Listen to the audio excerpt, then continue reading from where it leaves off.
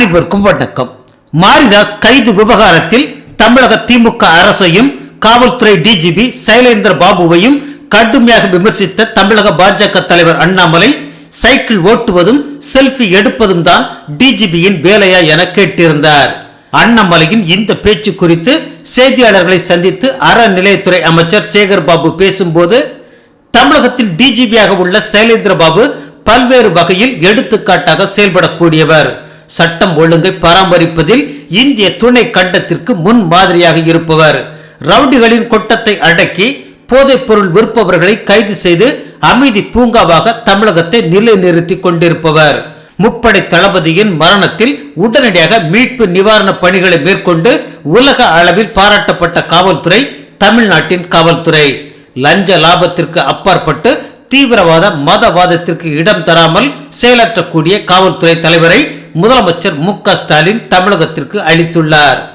அரசியல் களத்தில் அடையாளம் காட்டிக்கொள்ள வேண்டும் என்று இருப்பவர்கள் வந்ததை தின்றுவிட்டு வாயில் வந்ததை பேசிக் கொண்டிருப்பவர்களுக்கெல்லாம் கவலைப்பட்டு பதில் கூற வேண்டிய நிலை இல்லை. எங்களை மக்கள் பணிக்கு முதலமைச்சர் அர்ப்பணித்துள்ளார். அந்த பாதையில் நாங்கள் தொடர்ந்து பயணிப்போம் என்று பதிலடி கொடுத்துள்ளார். இந்த நிலையில் சேகர் பாபுவின் இந்த பேட்டி குறித்து செய்தியாளர்கள் அண்ணாமலையிடம் கேட்டபோது, இந்து அறநிலையத்துறை அமைச்சர் கட்சி மாறி இன்னொரு கட்சிக்கு வந்தவர். வெள்ளை சட்டை அணிந்து நெற்றியில் பட்டை அடித்துக் கொண்டால் அவரின் பழைய வரலாற்றை மக்கள் மறந்து விடுவார்களா? இந்து சமய அறநிலையத்துறை அமைச்சர் வாய்க்கு வந்ததையெல்லாம் பேசக்கூடாது. முதலில் காவல்துறை தலைவரை ஆதரித்து பேச தகுதி வேண்டும். சட்டத்தை மதிப்பவராக, சட்டத்தின் மீது நம்பிக்கை வைத்திருப்பவராக இருக்க வேண்டும். ஆன்மீக வேஷம் போட்டுக்கொள்ளக் கூடாது என அனலை கக்கி இருக்கிறார். ஆனால் அமைச்சர் எப்படி சொல்லியிருக்காருன்னா, ஒரு அமைச்சர் கட்சி மாறி இன்னொரு கட்சிக்கு வெள்ளை கலர் சட்டையை போட்டுட்டு, இந்து அறநிலையத்துறை அமைச்சர் நெத்தியில் பட்டையை போட்டுட்டா அவருடைய பழைய வருங்கால மக்கள் மறந்துடுவாங்களா? நானும் காவல்துறையில் வந்திருக்கேன், இருந்து பணியாற்றியிருக்கேன். இந்த அமைச்சரினுடைய கடந்த காலம் தமிழக மக்களுக்கு தெரியும். சென்னையில் என்ன பண்ணிகிட்டு இருந்தாருன்னு எல்லாத்துக்குமே தெரியும். இன்றைக்கி நெத்தியில் ஒரு பட்டையை போட்டு விபூதியை போட்டுட்டு நான் ஆண்டவன் முன்னாடி தரிசனம் பண்ணுறோம் அப்படின்னா யாருமே உத்தமராகி விட மாட்டோம். அதனால் இந்து அறநிலையத்துறை அமைச்சர் வாய்க்கு வந்ததெல்லாம் பேசாமல், எந்த அர்த்தத்தில் நாங்கள் டிஜிபியை குறை சொல்லியிருக்கோம் அப்படிங்கிற அந்த அர்த்தத்தை கண்டுபிடித்து அதை சரி செய்யும் பொழுது இதே டிஜிபியை முதலில் பாராட்டக்கூடிய கட்சி பாரதிய ஜனதா கட்சியாக இருக்கணும். அதனால் நான் டிஜிபிக்கு சப்போர்ட் பண்ணுறதுக்கு ஒரு தகுதி வேணும். டிஜிபியை சப்போர்ட் பண்ணுறவங்க, டிஜிபியை பற்றி நல்லா பேசுகிறவங்க முதல்ல சட்டத்தை ஃபாலோ பண்ணுறவங்களா இருக்கணும். சட்டத்தின் மீது நம்பிக்கை இருக்கிறவங்களாக இருக்கணும். லா பிரேக்கர் ஆன்மீக வேஷம் போட்டு கொண்டு கட்சி மாறிய பின்பு நான் இப்போ டிஜிபியை சப்போர்ட் பண்ணுறேன்னா நீங்கள் எதுக்காக சப்போர்ட் பண்ணுறீங்கன்னு எங்களுக்கு தெரியும். அதையும் கூட இந்த பத்திரிகை நண்பர்கள் மூலமாக இந்து அறநிலையத்துறை அமைச்சர் திரு சேகர் பாபு அவர்களுக்கு இது மூலமாக சொல்லிக்கொள்ள விரும்புகிறேன். சும்மா கடந்த சங்கம் ஊதி கெடுத்தானாம் ஆண்டி என்பார்கள். அது சேகர் பாபுவுக்கு அப்படியே பொருந்துகிறது. விமர்சனத்திற்கு காரணமான அண்ணாமலையின் அந்த பேட்டியை பார்க்காதவர்கள் தொடர்ந்து பாருங்கள். பிபின் ராவத் சம்பந்தமான விபத்து சம்பந்தமான அவதூறு பரப்புறவங்க மீது நடவடிக்கை எடுக்கப்படும் காவல்துறை சப்ளை எச்சரிக்கை விட்டுருக்காங்க.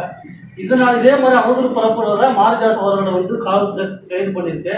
அவர் என்ன பேசினாருங்கிறது ட்விட்டர்லயே வந்திருக்கு. இது தொடர்பாக உங்களை என்ன கருத்து? என் கையில ஒரு 300 வாட்ஸ்அப்ல, பேஸ்புக்ல, ட்விட்டர்ல 300க்கும் மேற்பட்ட திராவிட முன்னேற்ற கழகத்தினுடைய ஐடி விங் ஆட்கள், கட்சி தலைவர்கள், அவர்களை சார்ந்த திராவிட கழகம் குரூப் பேசணும் உங்களுக்கு நான் கொடுக்குறேன்.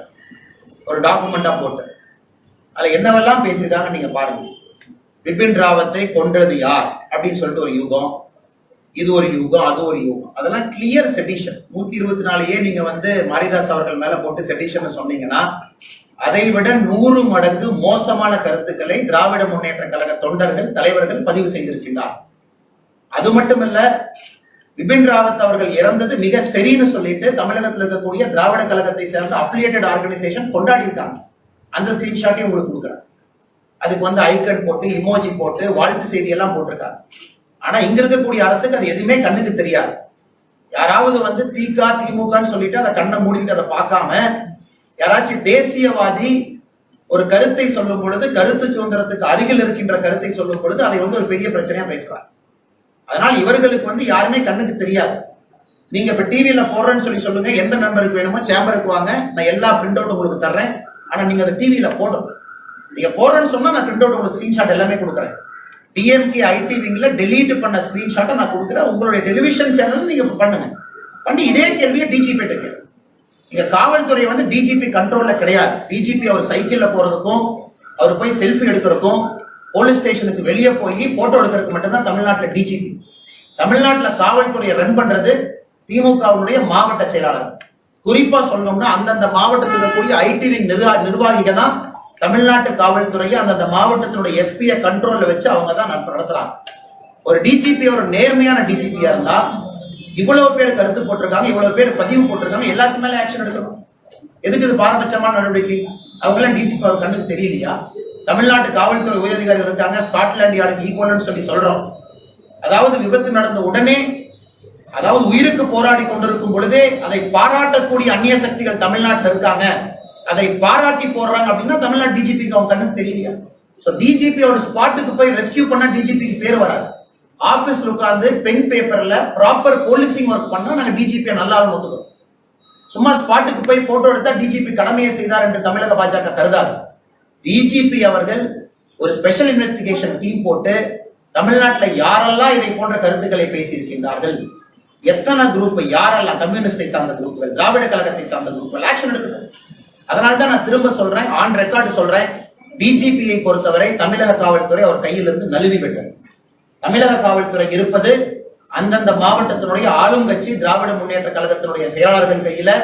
அங்க இருக்கக்கூடிய டிஎம்கே ஐடி சின்ன பசங்க, 21 வயசு 22 வயசு பசங்க, இந்த எல்லா கேஸ்லயும் டிஎம்கே ஐடி சூமோட்டோ கேஸ் போட்டிருக்காங்களா?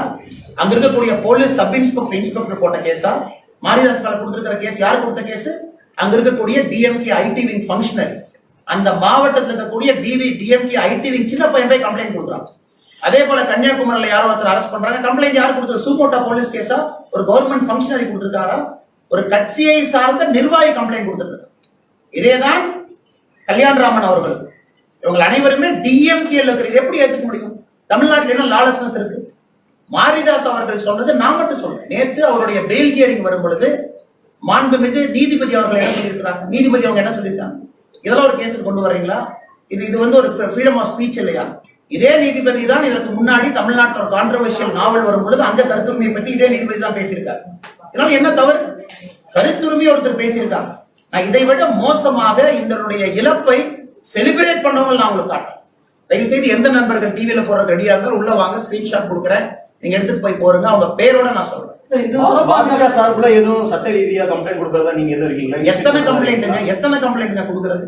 வார வாரம் பாஜக இதான் வேலை. பால்கராஜ் அவர் இங்கதான் இருக்காங்க. வார வாரம் அவங்க டீம் போய் கமிஷனர் ஆபீஸ்ல கொடுக்கறது. இதை விட கேவலமாக பாரதிய ஜனதா கட்சியை சார்ந்த பெண் நிர்வாகிகளை டிஎம்கே ஐடி விங்கை சார்ந்த ஒருத்தர் ஆபாசமா பேசுறாங்க. அந்த கம்ப்ளைண்ட்டை வந்து பெட்டிஷனா ரெஜிஸ்டர் பண்ணி க்ளோஸ் பண்ணிட்டு கட்சியை விட்டு டெம்பரரி சஸ்பெண்ட். அந்த பையன் வெளியே வந்து போட்ட ஸ்கிரீன்ஷாட்ல நான் கொடுக்குறேன், நீங்க பாருங்க.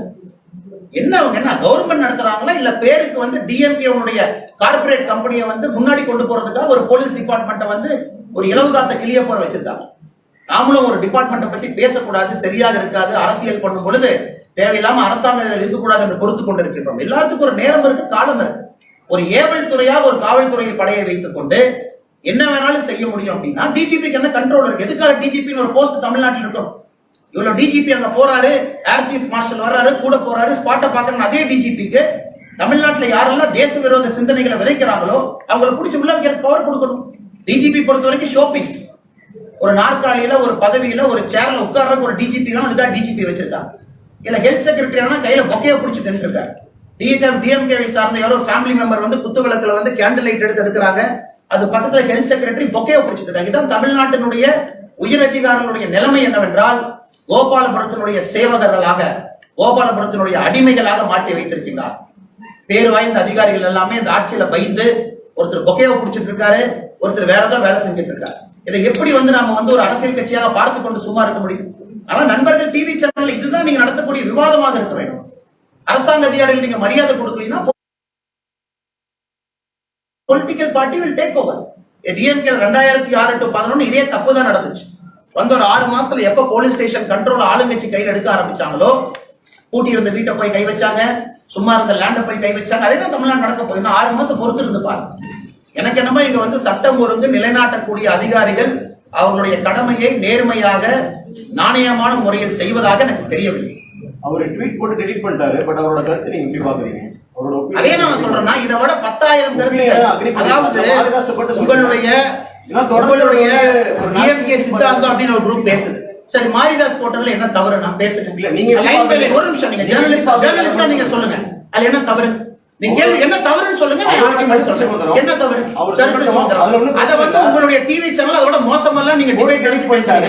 மாரிதாஸ் போட்டதுல என்ன தவறு? உங்களுடைய ஆங்கர் விசிகே கட்சியை சார்ந்த ஒருத்தர் வந்து பாரத பிரதமர் கொலைகாரன் சொல்றாரு. உங்க ஆங்கர் உட்கார்ந்து பாத்துட்டு இருக்கீங்க டிவி சேனல்ல, அது தவறு இல்லையா? ஒரு நிமிஷம், நாம ஜெனரலா தான் பேசுறோம். நீங்க ஜேர்னலிஸ்டா மாரிதாஸ் அவர்கள் போட்டதுல எந்த வார்த்தை தவறுன்னு சொல்லுங்க. எந்த வார்த்தை தவறுன்னு சொல்லுங்க.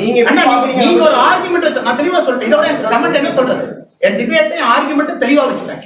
மாரிதாஸ் அவர்கள் டெலீட் பண்ண ட்வீட்ல எந்த வார்த்தை தவறுன்னு நீங்க சொல்லுங்க. அதை விட 320 ட்வீட் நான் உங்களுக்கு கொடுக்குறேன். நீங்க போய் டிவி சேனல்ல பப்ளிஷ் பண்ணுங்க. இதை கொன்றது இந்த அரசு தான், இதை கொன்றது இவர் தான், அப்படி எல்லாம் ட்வீட் போட்டிருக்காங்க. அதுக்கு வந்து 10,000 பேர் கமெண்ட் போட்டிருக்காங்க. அதை பார்த்து கொண்டு தமிழக காவல்துறை, அதனாலதான் தமிழக காவல்துறை இப்ப பாத்தீங்கன்னா வேர்ஸ்ட் பெர்ஃபார்மிங் போலீஸா மாறி இருக்காங்க. தண்டவாளத்துல எந்த ஊருக்கு அது அந்த இன்ஜினியர் ராதாபுரம் இன்ஜினியர் சந்தோஷ்குமார் போய் தண்டவாளத்துல போய் தலையை கொடுக்குறாரு. ஒரு இன்ஜினியர் ஊர்ல என்ன பேசுறாங்க? அமைச்சர் ஒருத்தர் வற்புறுத்தி இதுக்கு முன்னாடி நடக்காத ஒரு கான்ட்ராக்ட் நடந்ததா கையெழுத்து போட சொல்லி பிரஷர் கொடுக்குறாங்க. போய் தண்டவாளத்துல தலை கொடுக்குறாரு. இன்னொருத்தர் யாருங்கன்னா Venkatachalam, Tamil Nadu pollution control board. இது வாரம் நடக்குது. இதுக்கு முன்னாடி இதெல்லாம் நடந்ததானா? ஒரு போலீஸ் துறைக்கு உண்மையாலுமே இங்க இருக்கக்கூடிய அதிகாரிகளுக்கு நம்பிக்கை இருக்கு, மரியாதை இருக்குன்னா எதுக்கு போய் தண்டவாளத்துல ஒரு அதிகாரி தலையை கொடுக்குறாரு? எதுக்கு போய் அதிகாரி போய் வீட்டுல போய் தற்கொலைக்கு போய் தூக்கு போடுறாரு? காவல்துறை என்பது முற்றிலும் ஒருநிலை பாரபட்சமாக ஒரு கட்சியை சார்ந்த ஏவல் துறையாக மாறிவிட்டது. அது குறிப்பாக மாரிதாஸ் அவர்கள் கைதுல கல்யாணராம் ஒரு குண்டா ஆக்ட் போட்டீங்க. குண்டா ஆக்ட் போட்டு 3 மாசத்துல 2வது குண்டா ஆக்ட் 3 மாசத்துல. இந்த குண்டா ஆக்டுக்கு என்ன ப்ரொவிஷன் கோட் பண்ணிருக்கீங்க? 2017 எஃப்ஐஆர் கோட் பண்ணிருக்கீங்க. அப்ப முத குண்டா ஆக்ட் அப்ப ஏன் அந்த ப்ரொவிஷன் கோட் பண்ணல? இந்த மாதிரி எவ்வளவு சட்ட சிக்கல்கள் இருக்கு. பிஜேபி டெய்லி தான் வேலை.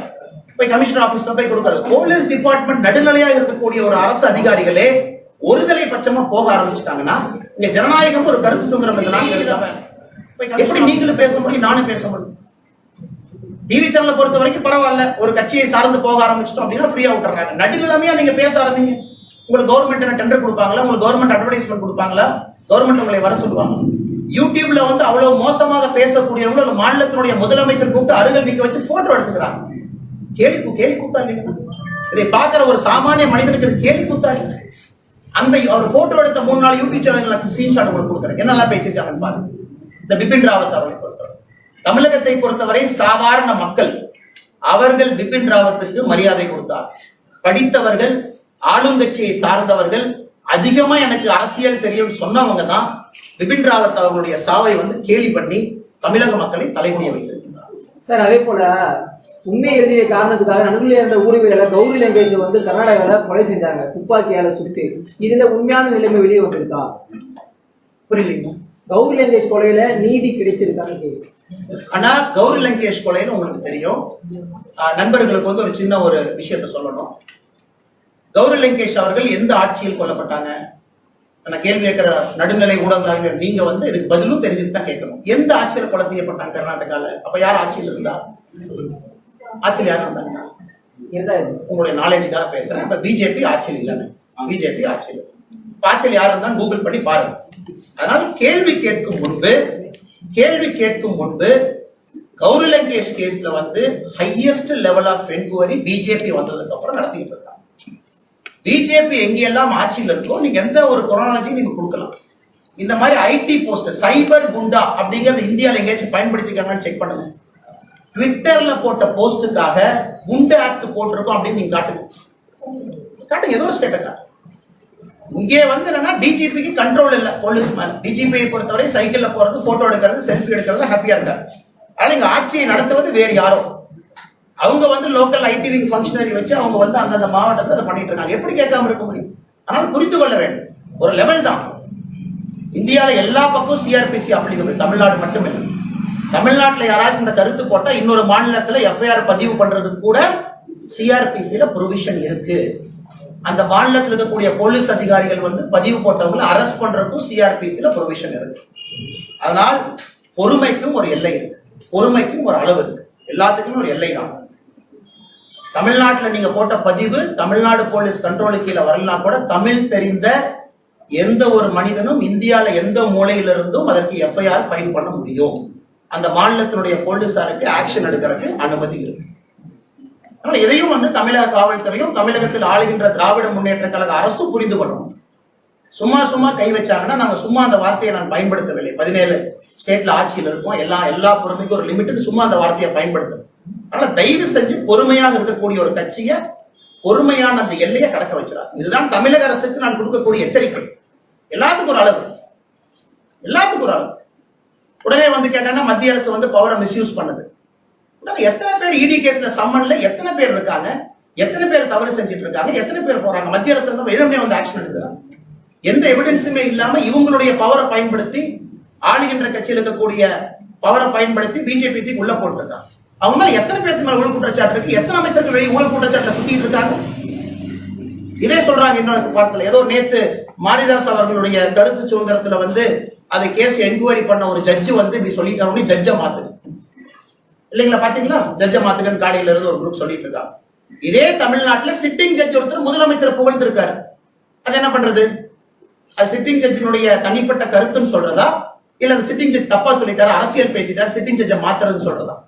நீங்க சொல்ற அதே லாஜிக்ல மாரிதாஸ் அவர்கள் கேஸ்ல அந்த ஜட்ஜி வந்து நேற்று வார்த்தையை பயன்படுத்தாரு, கருத்து சுதந்திரத்தை ஏன் இப்படி பண்றீங்க அப்படிங்கிற.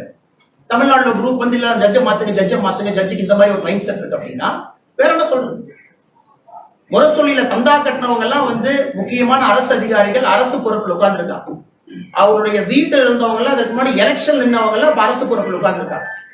அரசனுடைய முக்கியமான சட்டத்தை நிலைநாட்டக்கூடிய பொறுப்புல அவங்க இருக்காங்க. அதுக்கு என்ன சொல்றது? அதனால பொறுமைக்கும் ஒரு அளவு தான். அன்னைக்கு சொன்ன வார்த்தையை 17 மாநிலத்தில் ஆட்சியில் இருக்குன்னு சொன்ன வார்த்தையை லைட்டா சொல்லுது. ஆனா பொறுமையை சோதிக்க வேண்டும். சும்மா சின்ன பசங்க வீட்டுக்கு போறது, நைட்டு 12 மணிக்கு போறது, அவங்கள தூக்குறது, அவங்கள கொண்டு வந்து உள்ள வைக்கிறது, யாராவது சின்ன ஒரு 21 வயசு பையன் போலீஸ் ஸ்டேஷன்ல கம்ப்ளைண்ட் கொடுக்கறது, அதை வச்சுப்பாங்க. சிஆர்பிசியினுடைய பவர் இந்தியாவில் இருக்கக்கூடிய முழு எல்லையிலும் இருக்கிறது அப்படின்னு டிஎம்கே காரங்க அதை புரிஞ்சுக்கணும். காஷ்மீர்ல இருந்து கன்னியாகுமரி வரை the provisions of CRPC is equally applicable.